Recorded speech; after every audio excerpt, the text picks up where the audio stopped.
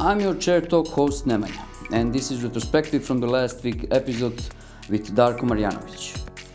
So we are trying to find the perfect, let's say, organizational structure. If our innovations and the product are main focuses, we are changing the organization in that way. We are using we have the company OKRs, and one of the OKR is innovation. So we don't have a lab to innovate, but innovation is a goal, and the lab is one of the, let's say, resources how to do that. I think this is only the beginning of data science, big data, AI on the market. I think we should look at the positive things which will come and make a focus on control, not going into the opposite direction. That's the role of all of us, because this is definitely something will increase in the future years.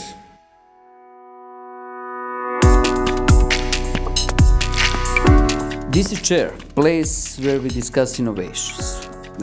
Digital identities are becoming a foundation of our rapidly evolving technology-based and data-driven society and economy.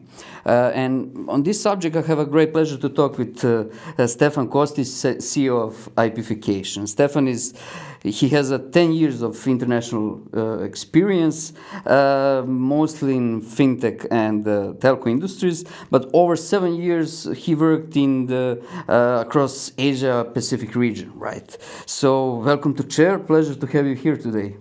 Thanks a lot for having me, and it's a pleasure to be here. So you guys created an innovative technology solution for mobile authentication and got a prize as best regional Eastern Europe fintech solution. This gave you opportunity to work with huge companies in more than 13 countries. But I want to ask you at the beginning how you came to this innovation in the first place. How was it born? Yeah, well, that's an interesting question, and maybe I'm not the best person to answer. You know, how the whole inception of the idea started in the first place. I mean, the whole story was invented by Mr. Harry Cheng, who is our founder out of Hong Kong. I mean, the overall idea started with the main aim, how we can secure mobile devices further, because they're becoming, as we all know, a super important part of our lives, right? Like it's probably the only device that you bring with you even during your sleep and etc. You can forget the car keys, house keys, but you never forget the mobile device. So as being, the cybersecurity expert and etc., he's been thinking how to secure mobile devices all the time, and identifying who are the right players in the industry who can help, in enhancing the security outside the pure, antivirus system that exists. So that's actually where the telecom operators, have been identified as one of the key players in the market that have the possibility and the key to define the next generation, mobile authentication technology and security behind it. I'm happy to say that a few important people that were hired here in Serbia after I joined IPification really helped to enhance and transform the product in the shape that exists on the market today. So that there's a huge contribution from our local team, basically to shape the leading backbone mobile authentication technology which IPification is today. I want to touch base what your job is actually today, as I understood, this technology should enable mobile network operators on the one hand, and on the other hand, you should be implemented into mobile app creators, right? Mainly in finance sector. There are some obstacles here, as probably because mobile network operators and the huge corporations, they are very slow on innovation, especially with the technology, and I think that's a biggest obstacle. How you can overcome this? Yeah, it's a good question. I mean, I think it applies generally to all the industry, not only to ours. I mean, any new technology innovation and adoption, it takes time, right? Like for all the players in the ecosystem to realize, the true benefits, etc. And it's never, the adoption is never going as fast as the founders would want it, right? So. But if we look at our industry, I mean, if we look at, through the lenses of telecom, persons, I would say, the speed of adoption is a relative thing, right? Like if you ask some telecom expert, whether, getting one deal with telecom operators in 6 to 12 months, whether that's fast, they will say that's, a light speed, kind of thing. And I'm, looking backwards, in our space, signing up more than 30 operators in little bit more than 2 years, it's considered fast. Although, as you say, we are never happy, with the speed of the adoption on both, the enterprise and telecom side, and we are always trying to find a way how to further, speed up and catalyze, the adoption, even faster in many markets globally, and that's something that it's on our daily, kind of routine, and thinking to find the ways that can help us to scale up and to speed, as you said, traditionally, innovation agnostic industries, especially when it comes to the authentication space.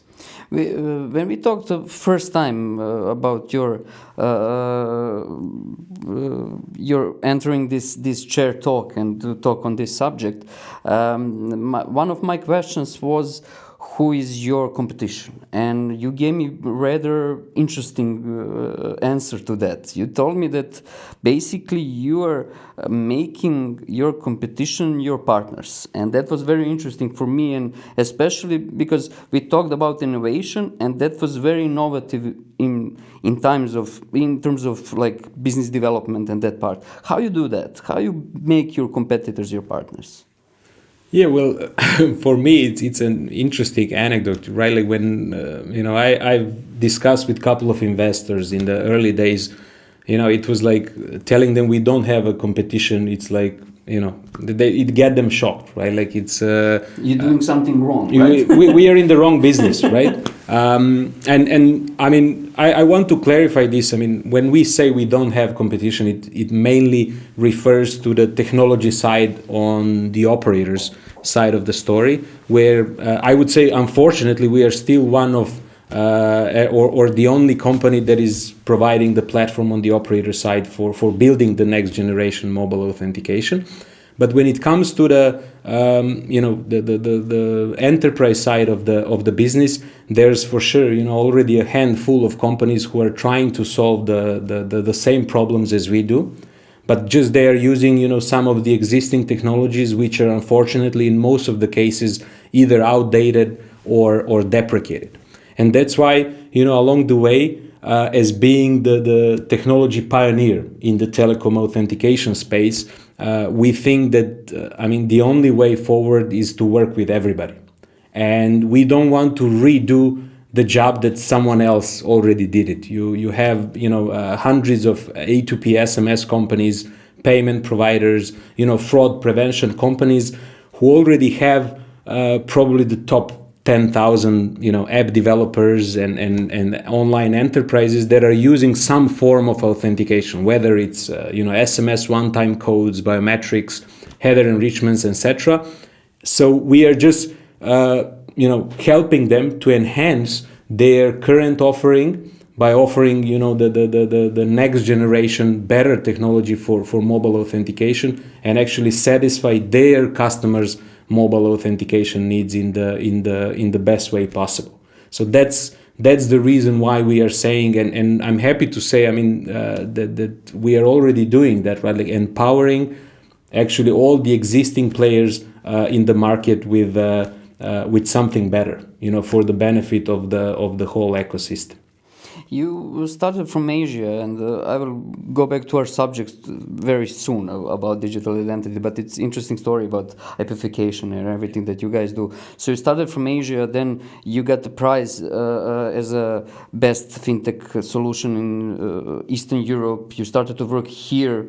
What is your next plan? Where are you going next from here? Yeah, it's. I mean, we are very humbled and grateful to get the best fintech award, in the space, especially given that it's been the award assigned by one of the leading, European bank groups here. Interesting story is that during the past year, during 2020, I think there was probably 13 or 14 awards that we won globally, which only proves that. The things we are doing, it's really going above any local markets or regional markets. What we are trying to actually tell the world, it's a global thing, and we truly believe that hypification is the adoption of hypification is important not only for us as a company but for the entire digital ecosystem, and that's we are going for. We have some internal kind of things saying that okay, we reached 35 operators that are encompassing roughly 350-400 million users, but there's 1,000 of them, right? So we call it long way to go, right? Long way to go, right? Like we always, I mean, although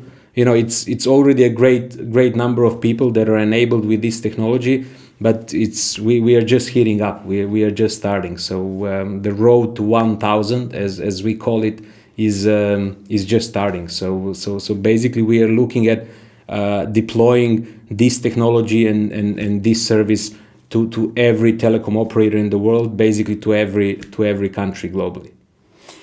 To go back now on our main subject and digital identity itself, and when I started to research about it, there was so many, because as you said earlier, it's buzzword of today. Yeah. And it's very important thing. It's not just a buzzword. It's an important thing regarding how whole society and economics starting to work and where they're going.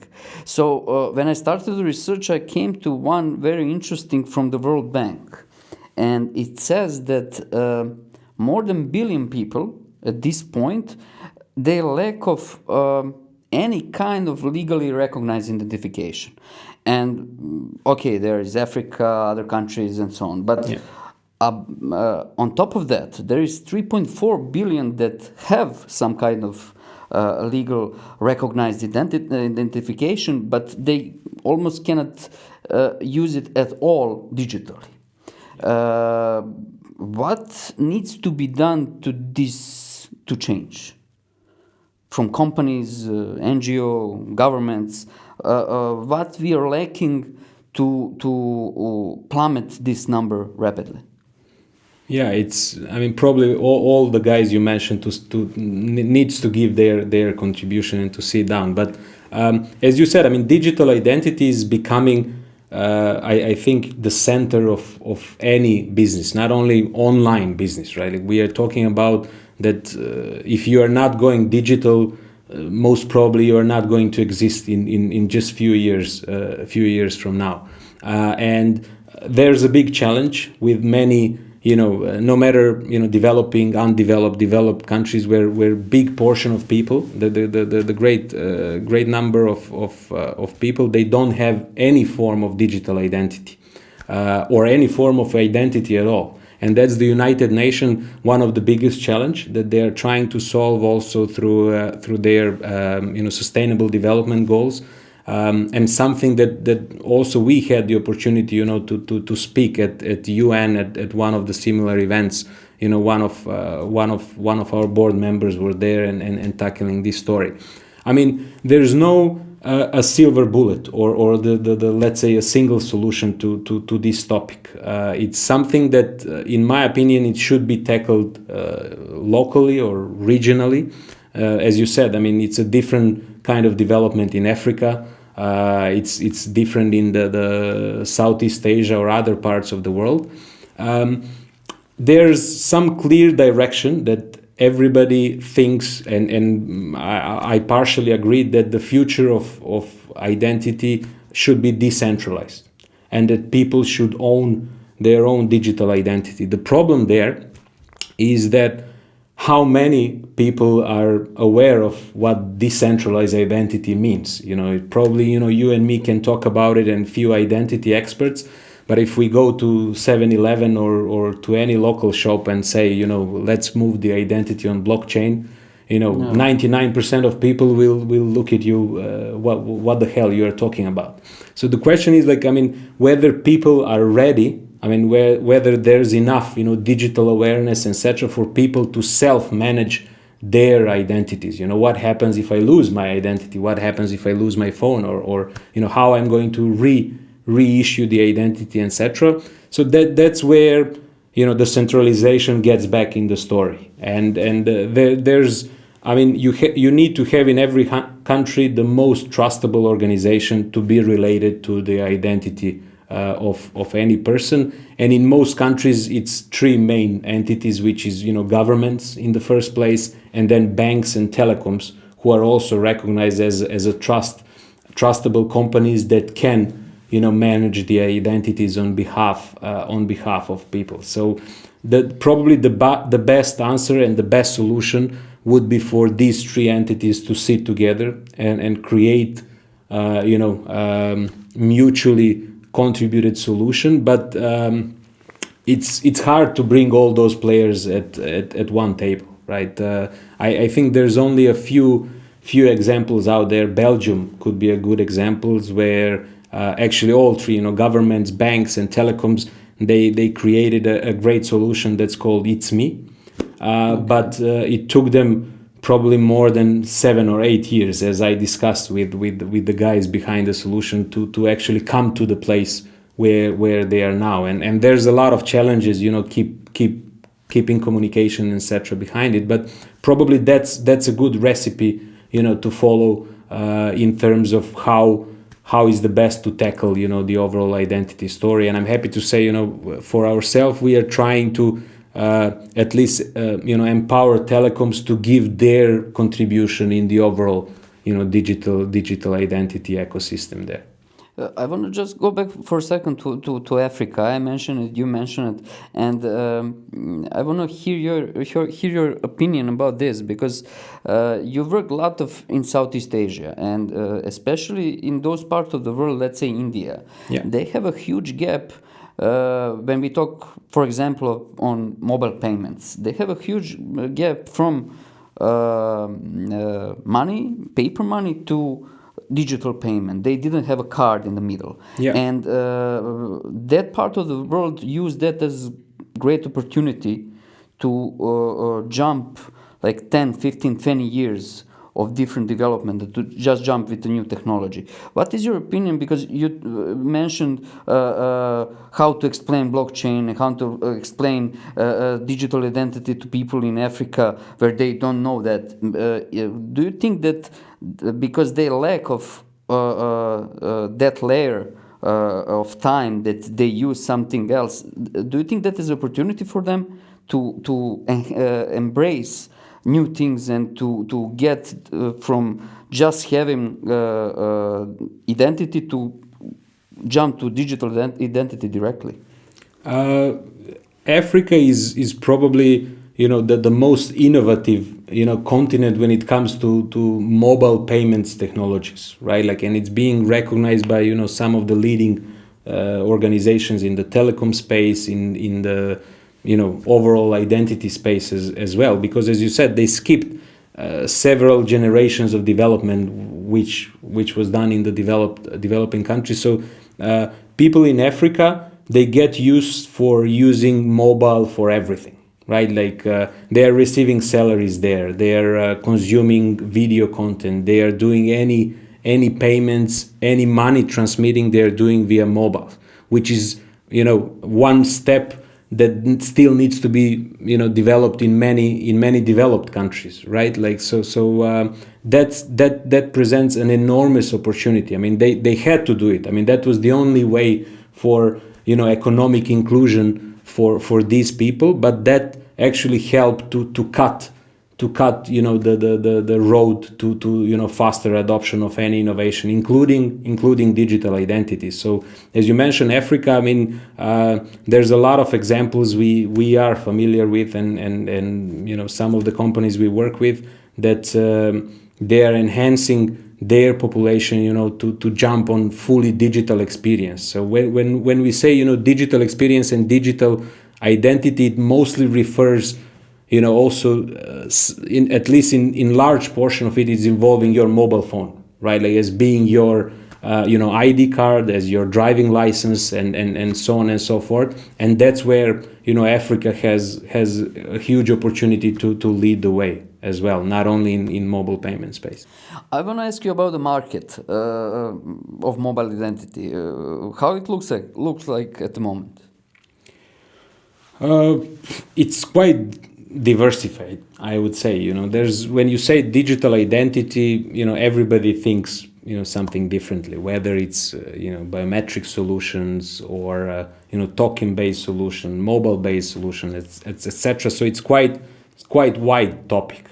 But at the very essence, when we talk about confirming digital identity online, we are always talking about one of the three possible factors that you can verify on the end user side. And that's known in the industry as something something you are, and something you have. So these are the three elements, and most of the solutions usually combine a combination of factors to satisfy either regulations or to satisfy a bit of security now and there, etc. So usually, I mean, as what we are seeing, something which is basically username and password, which has been there for 50 years or so, it's no longer considered as a reliable factor. So a lot of organizations are keeping this factor to satisfy, as I said, some of the regulations. But in terms of security, a lot of CISO experts they don't count as this factor, because most probably through a lot of breaches happened through many of the well-known global websites, your passwords have been breached, and there's a lot of websites nowadays where every one of us can come, type our email address and find out whether our password is there or not. I'm sure a lot of people face the same issue. So that's why a lot of organizations and enterprises and solution providers tend to focus on other two factors, which is the inherence factor, what user is, which is his biometric, the Face ID, Touch ID. I don't know, Apple is trying to do Vein ID, I don't know how far they will go with that, because it's considered convenient. Just scan my face or touch my finger. Not that convenient in COVID time, I must say, under the masks and gloves. And there's a possession factor, something users have, which is usually, in the form of verifying the mobile device, because every user nowadays, that's the only device, the external device, as I said, that we always bring with us.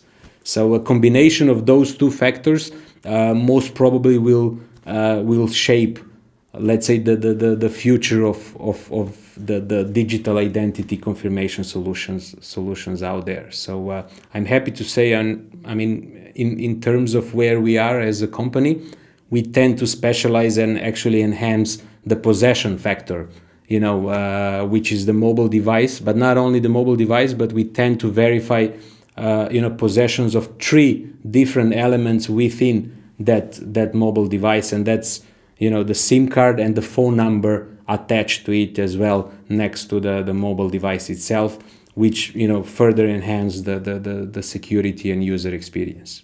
And you said security, and I think it's the right time to ask you about the SIM swap, and because that is becoming a huge problem in the finance world today. How mobile identity can tackle this issue? How Yeah, can I mean, like that's a really good question, and a growing security concern, I must say. You know, like being present in 10, 20 markets, we are seeing that it's already happening. You know, it's not something that is going to come and etc. But there's already proven record of many security scams and frauds happen in this way. So just to explain, maybe for the wider audience, what the SIM swap is. I did my research, but I think it's Yeah, better I for mean you it's basically applying for a new SIM card on your telecom operator by registering someone else's phone number, existing phone number, where they say they lost the SIM card or their phone has been stolen, etc. So they can get the same phone number of the existing user on a new SIM card. Why they are doing this? Because these days, phone number is probably your last mile protection when it comes to any banking activities, any login mechanism, any crypto trading accounts and etc. Where you use two-factor authentication via SMS as a last mile protection of your account. When they get a hold of your phone number, they are able actually to overcome this last mile and basically receive an SMS on your behalf, and then get access to your banking accounts, crypto accounts, etc., and strip off all the money that's there. And it's something that, as I said, it's already happening, not only in Asia, but it started in Europe. UK faced, I think, over 50-60 millions of SIM swap frauds last year. In our region, I mean, Greece is the one who reported just, I think, a month ago or so, that there's close to €1 million euros that's been stripped from the users' banking accounts, via this SIM swap issue. So that's why we urge not only telecom operators to approach this issue not only from the people's management and process management point of view, where they instruct people to make sure they verify the ID cards, the identity of the people at the retail shops, but also to provide a technology solution to enterprises to put in place to actually help to prevent this type of issues happening in any country, including our country here. So we talked about what are the challenges that you're facing right now and the challenges that you're solving right now in terms of digital identity. And always when we're finishing the chair talks, we are talking about the future. So tell me, by your opinion, what is going to be biggest challenge in the future that you need to resolve, but you cannot see it now or resolve it now at this moment? Yeah, I like to say what defines the future is not a technology, but actually dreams behind the technology. And I'm going to quote you on this. Yeah, thanks a lot. I mean, our vision of the future, when it comes to digital identity, is that user security, mobile user security, should not be compromised over simplicity of use and their privacy. And we think, in the future, all these three important elements, including the security, seamless user experience, and protecting the end user privacy, must be combined in the future of mobile identity in a equal importance, right? So we believe that the future of mobile identity should be as simple as assigning as any ID number. Basically to have a fingerprint without a fingerprint. Basically a scoring record without a real record, or a fraud detection mechanism without too many checkup points. Basically to have a simple mobile ID that can tell the whole user story, in a single tap, in any mobile app in the world.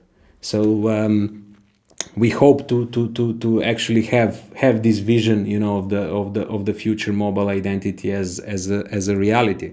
Of course, there's a lot of challenges on this road, and as you said, I mean, there's a lot of things to be tackled today, so we can have this. So we can have this tomorrow. There's a lot of approaches and discussion going on the cross-border identity and the standards that needs to be in place. As what we are seeing, a lot of digital identities are being issued and tackled locally. Every country has its own solution, whether it's a government-based, telecom-based, bank-based, but with globalization and with e-commerce businesses, etc., there's a great need to identify people and customers all over the globe, no matter where your business is, and that's actually where the standards needs to come in place, so that different digital identities and different countries will communicate in a proper way to share the information that are needed for seamless and secure mobile experience. Stefan, thank you so much for your time and this conversation today. And if you haven't subscribed already, do it now, and see you next Thursday when we talk about some other innovations. Thanks a lot. It's been a great pleasure to be here. Thank you.